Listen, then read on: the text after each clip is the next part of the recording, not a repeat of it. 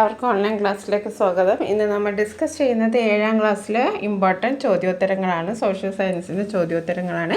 ഇതിനു മുമ്പ് 3-4 videos upload ചെയ്തിട്ടുണ്ട്. അതിൻ്റെ ലിങ്ക് ഡിസ്ക്രിപ്ഷൻ ബോക്സിൽ കൊടുക്കുക, അല്ലെങ്കിൽ നിങ്ങൾ പ്ലേലിസ്റ്റ് ചെക്ക് ചെയ്യുക.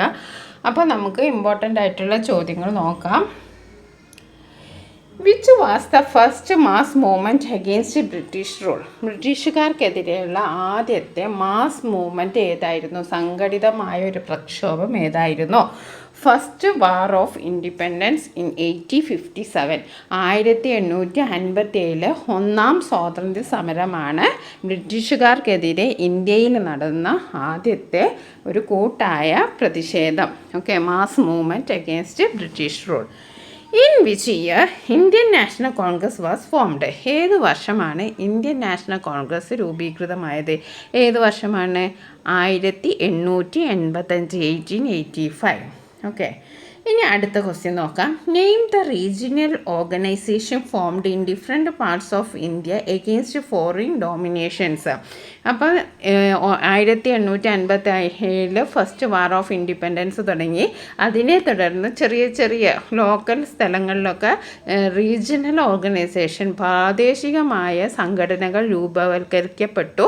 അപ്പോൾ അതിൽ ഇമ്പോർട്ടൻ്റ് ആയിട്ടുള്ള 3 എണ്ണമാണ്: Indian association, Madras native association, Pune Sarvajanik Sabha. ഏതൊക്കെയാണ്?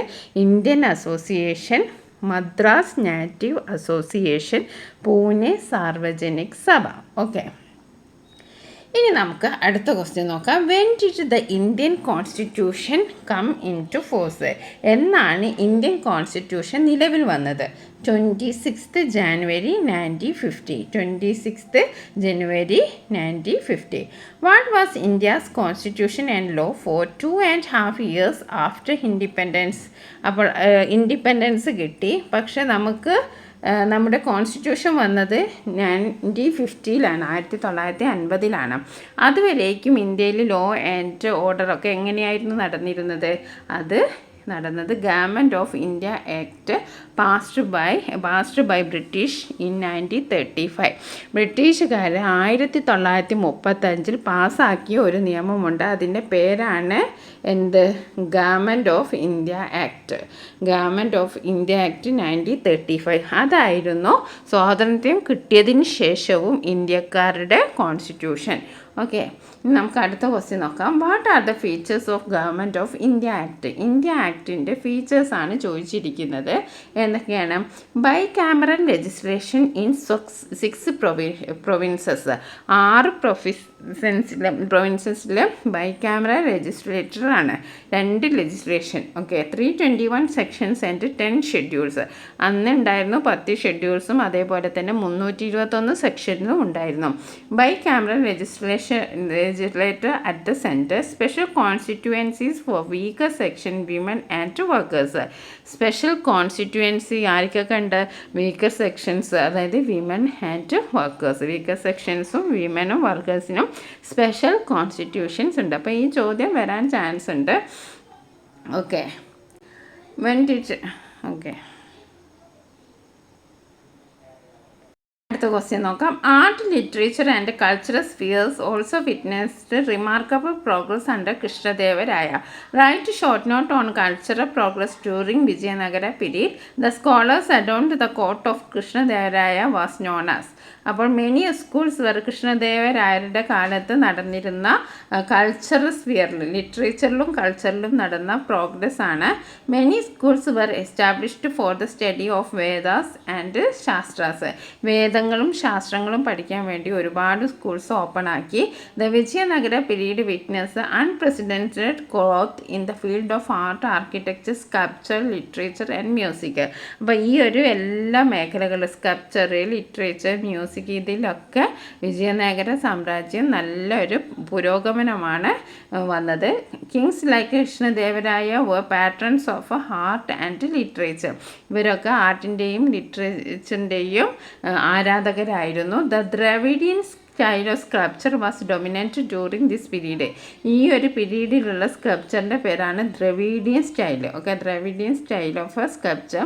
Another important feature of Vijayanagara style of sculpture was gigantic temple gates known as gopurams. Gopurams എന്നറിയപ്പെടുന്ന വലിയ വലിയ ക്ഷേത്ര കവാടങ്ങളായിരുന്നു വിജയനഗരയുടെ വേറൊരു പ്രത്യേകത.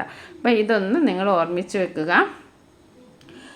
Name the most prominent empire that existed south India during medieval period. Vijayanagara kingdom ആണ് സൗത്ത് ഇന്ത്യയിൽ prominent ആയിട്ടുള്ളൊരു empire. The year of destruction of Vijayanagara kingdom 1865 Vijayanagara remained in minds of people in another name. What is that? Hampi. അടുത്ത question, Bhakti Sufi movement were two important cultural movements that spread across India during the medieval period. What were the changes happened in the society as a result of Bhakti Sufi movement? Who was the famous writer of Urdu language? ആരാണ് famous writer? അമീർ ഖുസ്രു ആണ്. പിന്നെ ഈ ഒരു സമയത്ത് ഭക്തി Sufi movement എന്തൊക്കെ changes ആണ് സൊസൈറ്റിയിൽ കൊണ്ടുവന്നത്?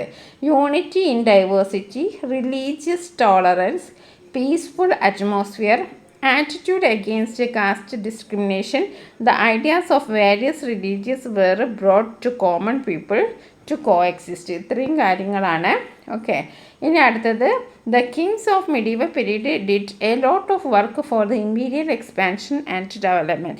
Compare and list out the Mansabdari system and Amaranayaka practices. Name the religious tax imposed during Mughal period. അപ്പോൾ മാൻസബ്ദാരി എന്ന് പറഞ്ഞിട്ടുണ്ട് was the military system implemented by Akbar. Akbar implement ചെയ്ത ഒരു സൈനിക വ്യവസ്ഥയാണ് Mansabdari system. Each officer had a regiment under him. ഓരോ ഓഫീസറിനും ഒരു റെജിമെൻ്റ് ഉണ്ട്. The title mansab refers to the number of cavalry each officer is required to maintain. അപ്പോൾ ഓരോരുത്തരുടെ ഇടയിൽ ഒരു ഫിക്സഡ് നമ്പർ ഓഫ് മിലിറ്ററി ഉണ്ടാവും. Mansabdars were allotted land according to their ranks. അവരുടെ റാങ്ക് അനുസരിച്ച് അവർക്ക് എന്തുണ്ടാവും? അവർക്ക് വെർ അലോട്ടഡ് ലാൻഡ് ആയിരുന്നു അവർക്ക് അലോട്ട് ചെയ്തത്. The mansabdar maintained his army to collect tax from land allotted them. അപ്പോൾ ആ ലാൻഡ് അവർക്കായിട്ട് നൽകിയ ലാൻഡിൽ നിന്ന് അവരെന്ത് ചെയ്യും? ആ ടാക്സ് ഒക്കെ കളക്ട് ചെയ്യും. അതുകൊണ്ടാണ് അവർ ഈ മിലിറ്ററി ഒക്കെ കൊണ്ട് നടക്കാനുള്ള ചിലവ് വഹിച്ചിരുന്നത്. The support of the nobles and military was necessary to carry forward the regime strongly. ഇനി അമരനായകയെക്കുറിച്ച് പറയാം. Amaranayakas played an important role in the administration of Vijayanagara.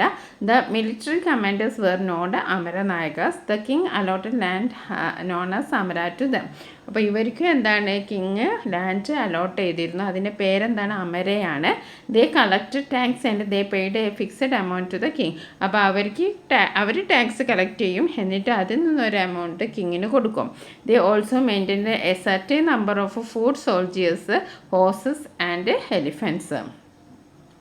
ഇനി അടുത്ത ക്വസ്റ്റ്യൻ നോക്കാം. A social conditions that considered equal justice to everyone is essential for the growth and existence of a democratic system. List out the social factors that consider everyone for an ideal society. Why did our constitution completely prohibit discrimination? അപ്പോൾ എല്ലാവരും ഒന്നായിട്ടുള്ള ഒരു സമൂഹത്തിന് വേണ്ടിയിട്ട് എന്തെല്ലാം social ഫാക്ടേഴ്സാണ് നമ്മൾ consider ചെയ്യേണ്ടത്?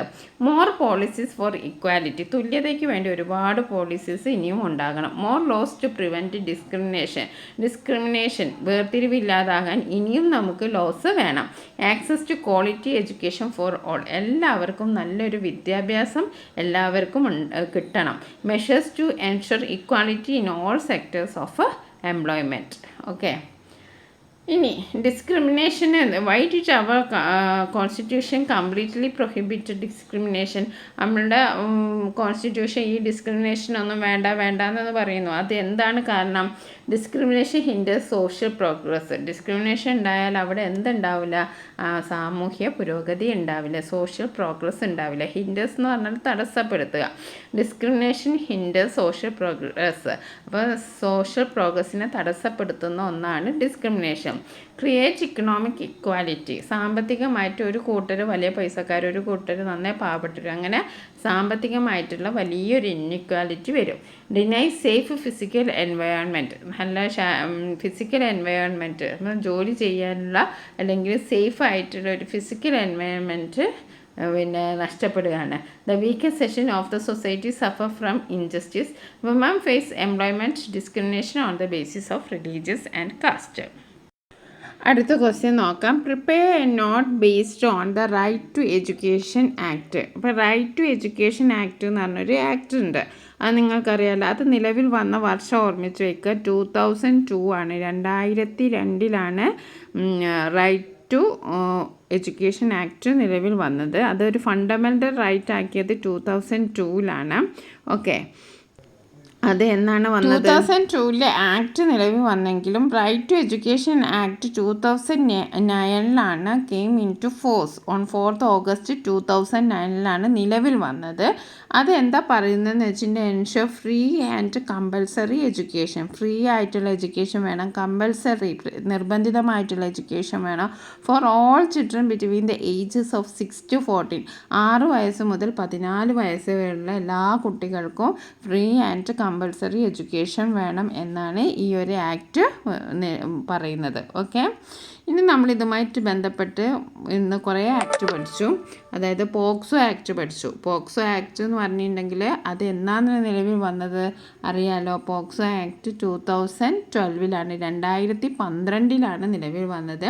അതേപോലെ തന്നെ മിനി കോൺസ്റ്റിറ്റ്യൂഷൻ എന്നറിയപ്പെടുന്നത് അമെൻമെൻറ്റ് വന്നത് 1976. അതും നിങ്ങൾ ഓർമ്മിച്ച് വെക്കുക, ഇമ്പോർട്ടൻ്റ് ആണ്. മിനി കോൺസ്റ്റിറ്റ്യൂഷൻ എന്നറിയപ്പെടുന്നത് 42nd അമെൻമെൻ്റ് ആണ്, 1976 നിലവിൽ വന്നത്.